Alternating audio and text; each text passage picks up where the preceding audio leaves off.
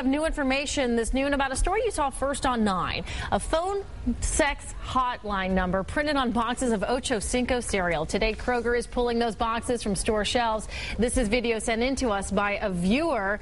That number is supposed to send people to the charity Feed the Children. Instead, callers get to hear this.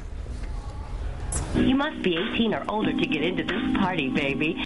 Oh boy. Most of the message is so racy that we won't air it on TV. A 9-year-old Reading girl called that number and her mother called us to find out what happened.